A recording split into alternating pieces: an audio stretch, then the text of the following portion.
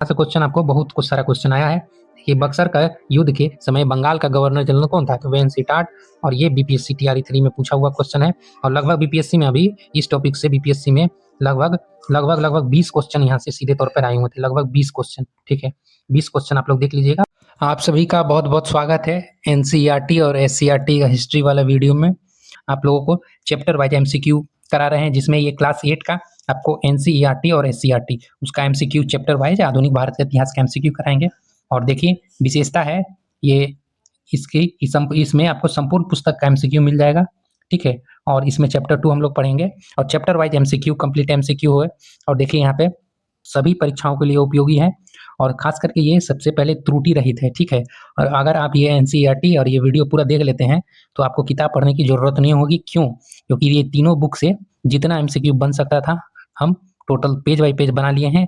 और अगर आप 72वीं बीपीएससी हो गया, एडीओ हो गया और टीआरई 4 या 5 का तैयारी कर रहे हैं तो वीडियो आपके लिए बहुत जरूरी है। और खास करके बीएसएससी, सीजीएल 4, कार्यालय परिचारी, बिहार दरोगा या 72वीं बीपीएससी, उसके लिए बहुत जरूरी वीडियो है। ठीक है, क्योंकि पूरा किताब का हम एमसीक्यू कर लिया। देखिए कि अन्य सभी परीक्षाओं के लिए उपयोगी है। अगर आप हमसे जुड़ना चाहते हैं तो वीकेजी एकेडमी को सब्सक्राइब कर लीजिएगा और टेलीग्राम चैनल पे जुड़ जाइएगा पीडीएफ लेने के लिए। देखिए यहाँ पे विषय सूची, यहाँ पे बात करें तो विषय सूची में एनसीईआरटी और एससीईआरटी दोनों लिखा हुआ है। और आज हम लोग चैप्टर 2 क्लास 8 का पढ़ेंगे, जिसका टॉपिक का नाम है चैप्टर का व्यापार से साम्राज्य तक कंपनी की सत्ता स्थापित होती है। ये एनसीईआरटी में है क्लास 8 का, और एससीईआरटी में है भारत में अंग्रेजी राज्य की स्थापना, इस नाम से है। ठीक है, तो चलिए हम लोग स्टार्ट करते हैं। किताब पढ़ने की जरूरत नहीं होगी। क्यों नहीं होगी? क्योंकि टोटल किताब का एमसीक्यू हम लाए हैं। और देखिए पहला क्वेश्चन से हम लोग स्टार्ट करते हैं।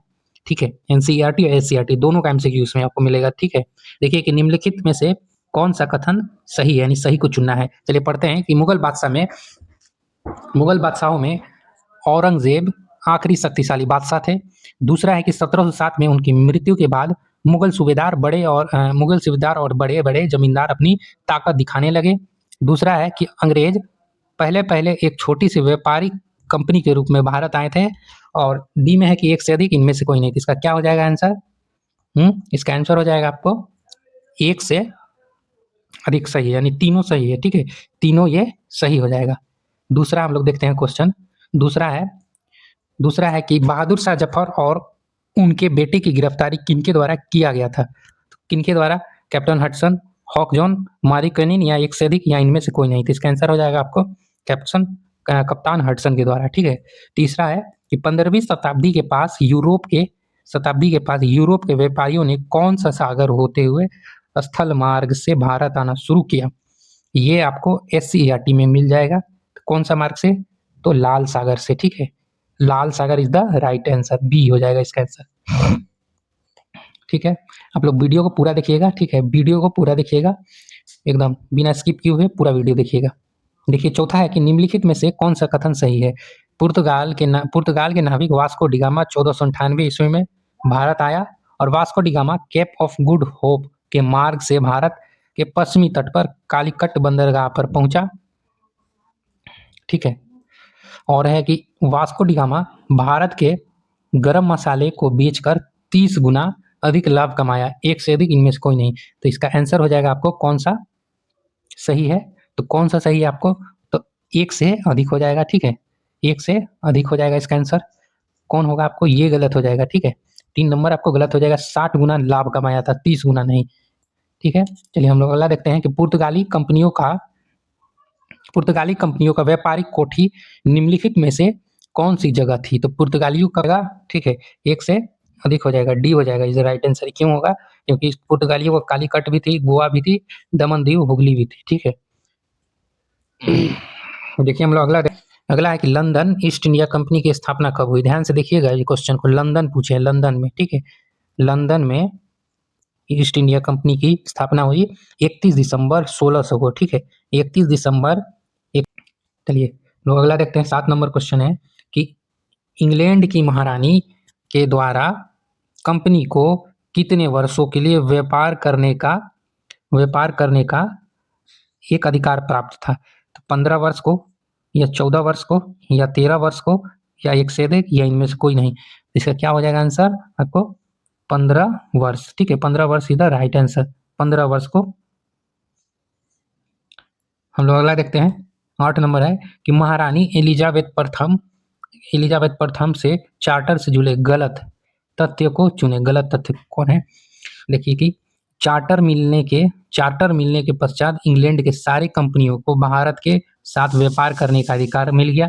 दूसरा है कि इनमें से अधिकतर इसके सहारे कंपनी समुद्र पार जाकर नए इलाके को खंगाल सकती थी। और तीसरा है कि भारत से सस्ती चीज खरीद कर यूरोप में ऊंचे दामों पर बेच सकती थी। इसका आंसर क्या हो जाएगा? आंसर इसका पूछा है कि कौन सा गलत है, तो कौन सा गलत हो जाएगा इसका?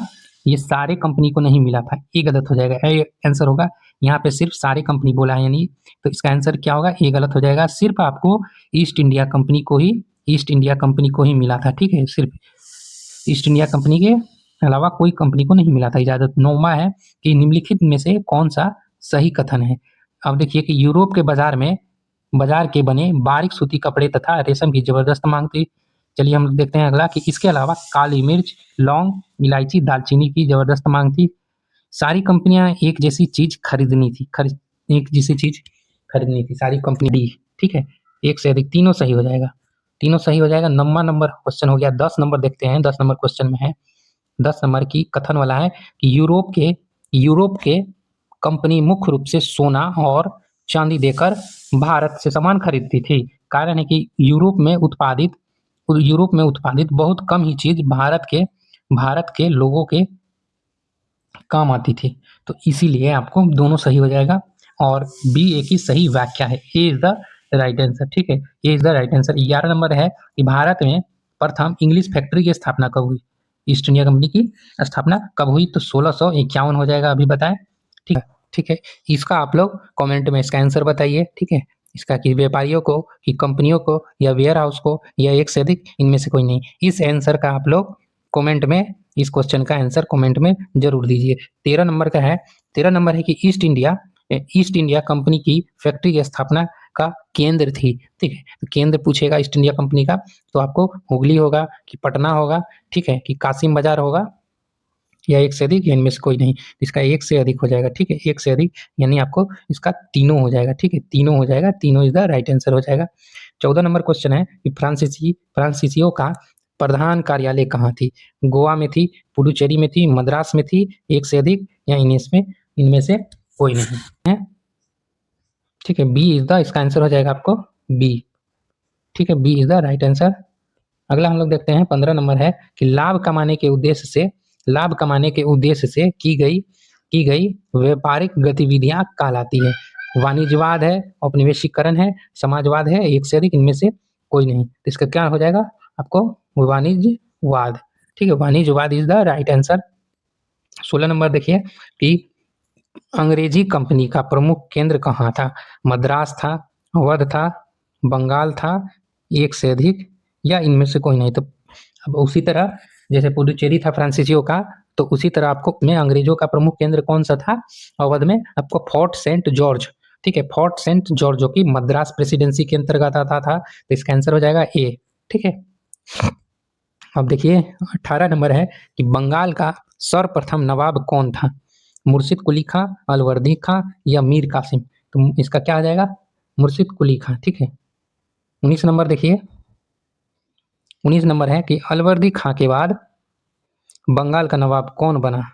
सिराजुद्दौला, जगत सेठ, ठीक है, या राजा सिद्धार्थ राय, या एक से अधिक, या इनमें से कोई नहीं। तो इसका क्या हो जाएगा आपको?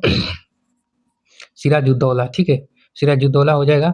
अब है कि कंपनी को दीवानी मिलने के पश्चात बिहार का दीवान कौन था? अमीर चंद, जगत सेठ, राजा सिताब राय, एक से अधिक, या इनमें से कोई नहीं। तो राजा सिताब राय को आपको बिहार का दीवानी मिली थी, ठीक है, बिहार का जमींदार था। और देखिए कि 1696 में 1200 रुपये का भुगतान करने से कौन सी 3 गांव की जमींदारी कंपनी को मिल गई? गोविंदपुर, सुल्तानती, कालीकता, या एक से अधिक, या इनमें से कोई नहीं। तो इसका एक से अधिक हो जाएगा, तीनों का कंपनी को मिल गया था, तीनों का। अब देखिए यहाँ है कि कंपनी की तरफ से प्लासी के युद्ध का नेतृत्व कौन कर रहा था? तो इसका आंसर क्या होगा? आपको सभी जानते हैं कि रॉबर्ट क्लाइव कर रहे थे आपको 1757 में, जिसमें आपको बंगाल के नवाब कौन थे? तो सिराजुद्दौला थे। अब देखिए अगला क्वेश्चन, ने कंपनी को 1717 ईस्वी में शाही फरमान दिया, कौन दिए? फारुखसियर या जगत सेठ या शाह आलम द्वितीय या एक से अधिक इनमें से कोई नहीं। तो इसका हो जाएगा आपको फारुखसियर ने, ठीक है, 1717 में शाही फरमान मिला था। ये हो जाएगा आंसर। 24 नंबर है कि प्लासी के युद्ध के दौरान बंगाल का कौन से व्यापारियों ने कंपनी का साथ दिया? अमित चंद, जगत सेठ, राजा सिद्धार्थ राय, ये एक से अधिक इनमें से कोई नहीं थे। एक से अधिक हो जाएगा, ठीक है, एक से अधिक हो जाएगा। प्लासी का युद्ध कब हुआ? प्लासी का युद्ध कब हुआ? तो 1757 होगा, 58 होगा या 59 होगा, एक से अधिक इनमें से कोई नहीं। तो 1757 आप किस दिन हुआ था? आप लोग डेट बताइए कौन से महीने में, कमेंट में। 26 नंबर है कि निम्नलिखित में से कौन सा युद्ध के बाद सिराजुद्दौला की मौत हुई जिसमें भारत में कंपनी की सत्ता की स्थापना की शुरुआत हुई? तो प्लासी का युद्ध में, ठीक है, प्लासी का युद्ध में या बक्सर का युद्ध में या मैसूर का युद्ध में या एक से अधिक, इनमें से कोई नहीं। तो इसका आंसर क्या हो जाएगा आपको? प्लासी का युद्ध में, ठीक है। ये कि प्लासी के युद्ध के बाद बंगाल का नवाब किसे बनाया गया? तो प्लासी के युद्ध के बाद बंगाल का नवाब आपको किसे बनाया गया? तो आपको मीर जाफर को, ठीक है, मीर जाफर को कंपनी बनाई। कठपुतली इसको कहा जाता था, ये क्योंकि कंपनी के इशारे पर ये काम करता था। मीर जाफर हो जाएगा। अब देखिए 28 है कि मीर कासिम बंगाल का नवाब कब बना? ठीक है, मीर जाफर जब कंपनी से बगावत करने लगा तब मीर जाफर को कंपनी हटाकर उसके दामाद मीर कासिम को 1760 में क्या किए कि 1760 में बंगाल का नवाब बना दिए, ठीक है, बंगाल का नवाब बना दिए। 29 नंबर है कि किसने अपनी राजधानी मुर्शिदाबाद से हटाकर मुंगेर ले गया? तो मीर कासिम होगा, मीर जाफर या राजा सिद्धार्थ राय या एक से अधिक, इनमें से कोई नहीं। इसका आंसर हो जाएगा आपको तो Mir Qasim is the right answer, ठीक है। अगला देखते हैं। अगला है कि बक्सर का युद्ध कब हुआ? तो बक्सर का युद्ध कब हुआ? तो 1764 में हुआ, ठीक है, 1764 इज द राइट आंसर। और बिहार के कौन से जिला को वेद गर्भ के नाम से जाने जाते हैं? तो इसका होगा आपको बक्सर को ही वेद गर्भ कहते हैं, ठीक है। देखिए हम लोग फिर से क्वेश्चन पढ़ते हैं कि बक्सर के युद्ध के समय बंगाल का नवाब का साथ किसने दिया? निम्नलिखित में से शाह आलम द्वितीय ने दिया या शुजाउद्दौला होगा। यहाँ पे क्या होगा? शुजाउद्दौला ने दिया या रॉबर्ट क्लाइव या एक से अधिक, इनमें से कोई नहीं, ठीक है। तो इसका आंसर क्या होगा? आपको शुजाउद्दौला भी होगा और शाह आलम द्वितीय, ठीक है। तो ये आपको शुजाउद्दौला कहाँ के थे नवाब? तो ये अवध के नवाब थे। इनसे आपको मीर कासिम ने मदद मांगी थी। और देखिए यहाँ पे ये इसका आंसर हो जाएगा एक से अधिक, यानी ए और B is the right answer. Live की 33 नंबर क्वेश्चन है कि मृत्यु कब हुई? 1774 में, 1775 में, 1745 में या एक से अधिक, इनमें से कोई नहीं। इसका आंसर होगा कब मृत्यु हुई? तो 1774 में। जब वो ऐसा क्वेश्चन आपको बहुत सारा क्वेश्चन आया है कि बक्सर का युद्ध के समय बंगाल का गवर्नर जनरल कौन था? तो वेंसी टाट। और ये बीपीएससी टीआरई 3 में पूछा हुआ क्वेश्चन है। और लगभग बीपीएससी में अभी इस टॉपिक से बीपीएससी में लगभग 20 क्वेश्चन यहाँ से सीधे तौर पर आए हुए थे, लगभग 20 क्वेश्चन, ठीक है। 20 क्वेश्चन आप लोग देख लीजिएगा। देखिए अगला है कि किसे ब्रिटिश संसद में उपस्थित होकर सफाई देनी पड़ी थी? रॉबर्ट क्लाइव को या वॉरेन हेस्टिंग्स को या हेक्टर मुंद्रे को या एक से अधिक, इनमें से कोई नहीं। तो इसका आंसर क्या होगा आपको? आंसर कि वॉरेन हेस्टिंग्स को भी और रॉबर्ट क्लाइव को भी, दोनों को, ठीक है। तो एक से अधिक हो जाएगा। अब है 1785 में टीपू सुल्तान ने अपने रियासतों में पड़ने वाली बंदरगाहों से कौन सी चीजों की निर्यात पर रोक लगा दिया था? तो काली मिर्च, इलायची या चंदन की लकड़ी या अफीम, ठीक है। क्या होगा इसका आंसर? तो जब 1785 में टीपू सुल्तान क्या किए थे, क्या चीज पे रोक लगाए थे? तो चंदन की लकड़ी हो जाएगा, ठीक है, और काली मिर्च और इलायची, ये दोनों हो जाएगा, ठीक है, ये दोनों आपको हो जाएगा, लेकिन अफीम नहीं होगा, ठीक है। तो ये 37 नंबर क्वेश्चन है कि सहायक संधि स्वीकार करने वाला पहला शासक कौन था? तो पहला शासक कौन था? हैदराबाद का निजाम, अवध का नवाब या मुनरो हेक्टर या एक से अधिक, इनमें से कोई नहीं। तो इसका आंसर हो जाएगा आपको हैदराबाद का निजाम इज द राइट आंसर। ये आपको क्वेश्चन एसईआरटी में दिया हुआ है, जो कि एनसीईआरटी में नहीं था। देखिए यहाँ कौन से युद्ध में टीपू सुल्तान की हार हुई जिसमें मैसूर के पुराने वाडियार राजवंश के हाथ में सत्ता चली गई, ठीक है। तो वोडियार वंश यहाँ होगा, सॉरी, वोडियार राजवंश। तो कौन हो जाएगा इसका आंसर? तो इसका आंसर होगा 1799 के श्रीरंगपट्टम। ठीक है, Srirangapattam is the right answer. अगला है कि आपको लॉर्ड वेलेजली के द्वारा सहायक संधि आया। ठीक है, तीसरी लड़ाई में 1761 में किसकी हार हुई? किसकी हार हुई? किसकी हार हुई? तो मराठाओं की हार हुई। ठीक है, मराठाओं की हार हुई, ये राइट आंसर हो जाएगा। ये SCERT में नहीं है, ये आपको NCERT में मिल जाएगा। अगला देखिए किससे संबंधित है? तो वॉरेन हेस्टिंग्स से संबंधित है। ठीक है, बी हो जाएगा। अगला है कि कित्तूर में कंपनी को आने से किसने रोका था? ठीक है, तो इसका आंसर हो जाएगा रानी चेन्नम्मा। ठीक है, रानी चेन्नम्मा, ये आपको NCERT में आपको दिया हुआ है। ठीक है, क्लास 8 का। अब देखिए 43 नंबर क्वेश्चन है कि रानी चेन्नम्मा को अंग्रेजों ने कब फांसी पर चढ़ाया? ठीक है, कब? 1830 में, 1883 में, 1885 में, या एक से अधिक, या इनमें से कोई नहीं। ठीक है, तो इसमें इनको फांसी पर लटका दिया गया। अब हम लोग अगला है कि कंपनी ने पंजाब का अधिग्रहण कब किया?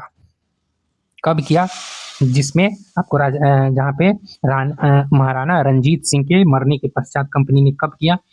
तो आपको 1849 में, जब कंपनी को पंजाब को भी अभी अधिग्रहण में ले लिया, और 1839 में उनकी महाराणा रंजीत सिंह की आपको मृत्यु हो गई थी। अगला है 45 नंबर, विलय नीति की शुरुआत किसने की? विलय नीति की शुरुआत किसने की? तो विलय नीति की शुरुआत किसने की? तो वॉरेन हेस्टिंग्स ने की थी। ठीक है, वॉरेन हेस्टिंग्स ने। अब है कि छठा है कि विलय नीति के सिद्धांत पर कंपनी ने कौन से प्रांत को अपने हिस्से में ले लिया था? कौन से होगा निम्नलिखित में से? तो सतारा होगा, या नागपुर, या संबलपुर, झांसी, या उदयपुर, या एक से अधिक, या इनमें से कोई नहीं। तो आपको हो जाएगा इसको आपको एक से अधिक यानी तीनों हो जाएगा। ठीक है, तीनों हो जाएगा। लास्ट क्वेश्चन है कि वॉरेन हेस्टिंग्स पर महाभियोग का आरोप किसने चलाया? तो एडमंड वर्क। देखिए इस वीडियो में हम टोटल आप लोगों को 47 क्वेश्चन कराए। ठीक है, 47 क्वेश्चन ही मत मानिए, इसको लगभग 100 प्लस क्वेश्चन मानिए। ठीक है, 100 प्लस, क्योंकि स्टेटमेंट वाला भी इसमें सम्मिलित था। और देखिए यहाँ पे ये NCERT और SCERT दोनों का था इसमें सम्मिलित। ठीक है, NCERT और SCERT दोनों का था क्लास 8 का। और इसके बाद आपको यहाँ पे मिल जाएगा, आपको चैप्टर 3 आएगा, जिसमें बहुत इंपॉर्टेंट चैप्टर है ये, चैप्टर 3 का जरूर देखिएगा ये। ठीक है, तो यहाँ तक आप लोग वीडियो देख लेंगे तो वीडियो को लाइक कीजिएगा, चैनल को सब्सक्राइब करके बेल आइकन प्रेस कर दीजिएगा, क्योंकि इसी तरीके का मजेदार कंटेंट देखने के लिए, जो कि आपके सारे एग्जामों के लिए बहुत ही उपयोगी साबित होगा। और तब तक के लिए जय हिंद दोस्तों।